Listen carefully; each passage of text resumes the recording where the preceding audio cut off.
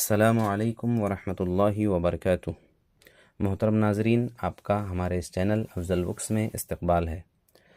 آج اس ویڈیو میں ہم آپ کے سامنے ہدیہ دستگیر غنیت الطالبین میں سے آگے کے مضامین پیش کریں گے۔ پچھلے مضامین میں خدا اور رسول صلی اللہ علیہ وسلم کی شناخت اور ارکان اسلام، یہ مضامین کمپلیٹ ہو گئے۔ اب جو مضمون ہم پیش کریں گے، تصوف کا بیان، یہ ہم آپ کے سامنے پیش کریں گے۔ آپ سے گزارش ہے کہ اس ویڈیو میں آپ آخر تک ہمارے ساتھ ضرور بنے رہیں۔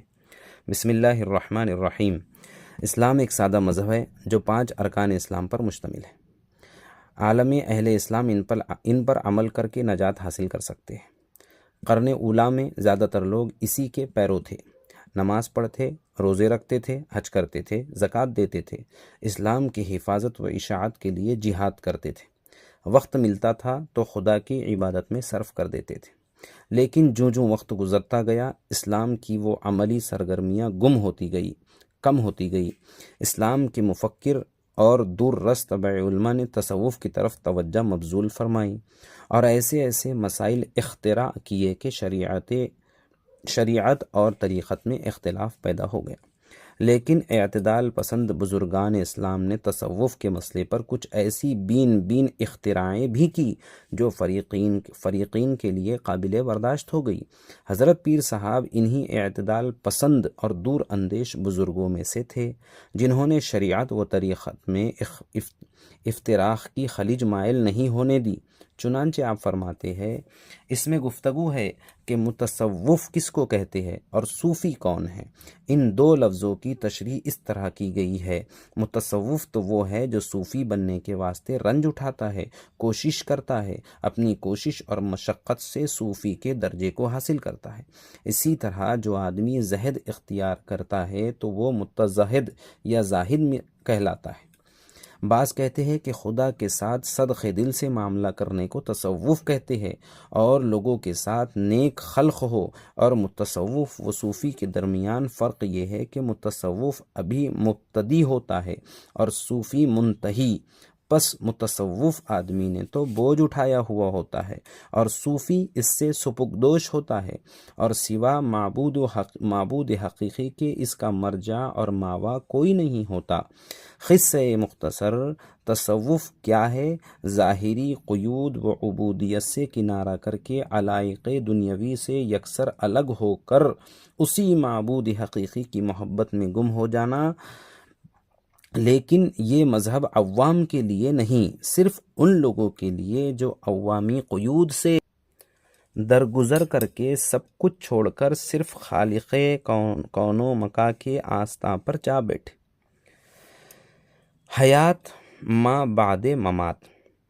دنیا کے بعض مذاہب حیات بعد ممات کے قائل نہیں، یعنی زندگی کے بعد موت کے قائل نہیں، اور جو قائل ہے وہ یا تو تناسخ کے چکر میں کئی زندگیاں مختلف شکلوں میں اختیار کرتے ہیں، یا ایک فرد واحد کی قربانی میں نجات اخروی سمجھ کر بے فکر ہو جاتے ہیں۔ ایک قدیم مذہب اسی عالم میں تزکیہ نفس کے ذریعے نجات حاصل کرنے کا پیغام دیتا ہے، اور اسے آنکھیں بند کرنے کے بعد کوئی اچھا یا برا سلسلہ حیات دیکھنا نہیں پڑتا۔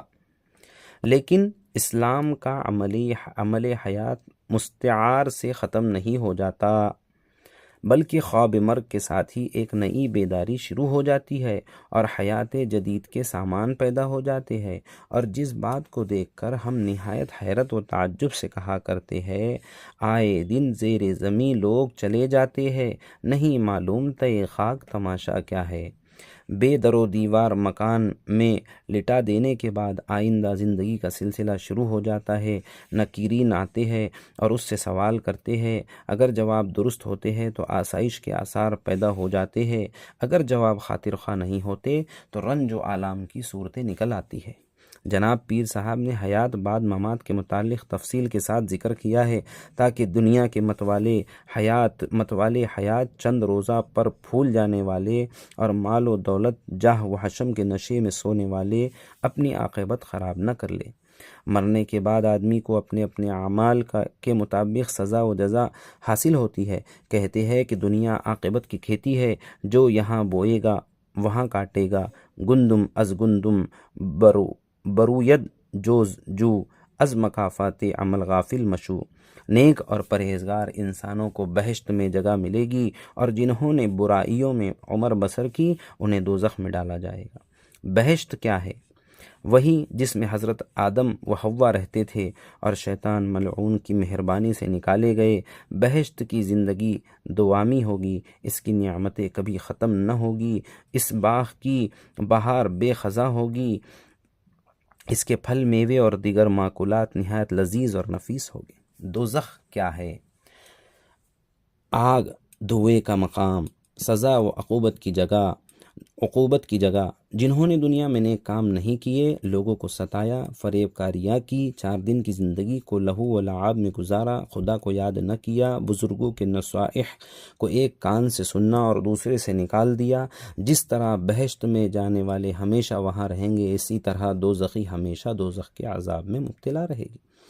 امت محمدی صلی اللہ علیہ وسلم، ان تعلیمات پر عمل کرنے والی امت کو خیر الامم کہا گیا ہے۔ وہ تمام امتوں سے برتر اور افضل ہے۔ جو لوگ رسول کریم صلی اللہ علیہ وسلم پر ایمان لائے، آپ کی تصدیق کی، آپ کی بیعت کی اور تابعداری کی، آپ کی تعلیم پر عمل کیا، آپ کے اسوہ حسنہ کی پیروی کی، وہ آپ کے سچے امتی ہے۔ حضرت پیر صاحب خود امت محمدی صلی اللہ علیہ وسلم کے اعلیٰ و افضل رکن تھے۔ انہوں نے دین اسلام کی احیاء و بقا میں اپنی زندگی صرف کر دی۔ نہ صرف اپنے وقت میں تعلیم و تبلیغ سے دین فطرت کو فروغ دیا، بلکہ اپنی تصنیفات و تالیفات، اپنی یادگاریں چھوڑیں، جن سے امت محمدیہ صلی اللہ علیہ وسلم استفادہ کر رہی ہے، اور آپ کے مریدان باصفا نیکی، پرہیزگاری اور پاکیزگی کے فضائل سے مالا مال ہو کر اپنی زندگی کو خوشگوار بنا رہے ہیں۔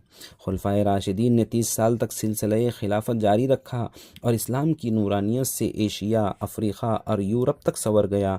اس کے بعد انحطاط آیا، لیکن وہ دیر پا نہ تھا۔ اسلام کو شدید نقصان پہنچانے والے خود مٹ گئے۔ حادثہ کربلا کے بعد اسلام پھر زندہ ہو گیا، اور خاندان امیہ میں سے ہی عمر بن عبد العزیز جیسے مخلص، شریف، رحم دل، عادل اور حق پرست انسان پیدا ہو گئے، جنہوں نے حضرت عمر بن خطاب رضی اللہ تعالیٰ عنہ کا نام زندہ کر دیا، اور حضرت صدیق رضی اللہ تعالیٰ عنہ کی یاد تازہ کر دی۔ سلطان الپ ارسلان، خلیفہ مقتدی بامر اللہ اور خلیفہ مستظہر بامر اللہ کے زمانے میں حضرت پیر دستگیر کا ظہور ہوا، جن کے وعظ و کلام، تعلیم و تبلیغ سے نیکی و پاکی بازی، علم و اخلاق، محبت و اخلاص کے چشمے جاری ہو گئے، جن سے گناہوں کی سیاہیاں دھل گئی، دل صاف ہو گئے، حق و معرفت کے چمن کھل گئے، اور اہل نظر کو جا بجا فردوسی مناظر دکھائی دینے لگے۔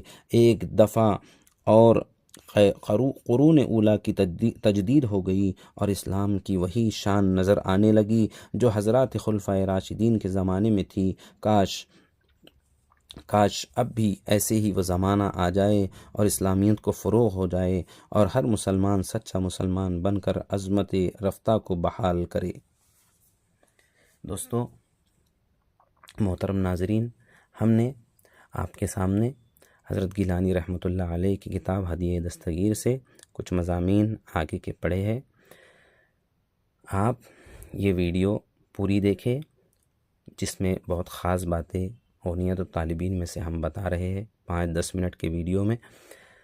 یہ ویڈیو اگر آپ کو اچھی لگے تو ضرور لائک کریں، اور اپنے دوستوں کو ضرور شیئر کیجیے، تاکہ ان کو حضرت عبد القادر جیلانی رحمۃ اللہ علیہ کی زندگی کیسی تھی اس کے بارے میں پتہ چل سکے۔ اور اگر آپ اس چینل پر آپ نئے ہیں تو ضرور سبسکرائب کیجیے۔ ملتے ہیں اگلی ویڈیو میں۔ جزاکم اللہ خیر۔ اللہ حافظ۔ السلام علیکم۔